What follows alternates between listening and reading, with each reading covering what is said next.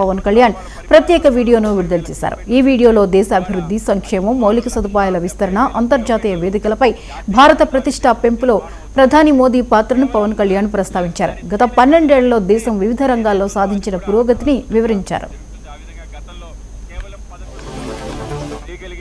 National security by modernizing the military, enhancing defense preparedness, and by empowering the armed forces with a free hand during crisis.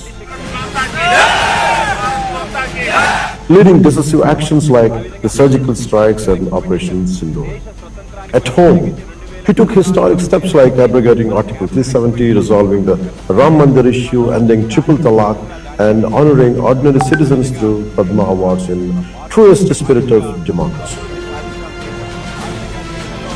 Post-independence, he stands as one of the Bharat's strongest prime ministers, embodying the true spirit of nationalism by upholding the values of Constitution, preserving our culture and heritage. I offer my respect, my gratitude, and my prayers for his long life and tireless service to the nation.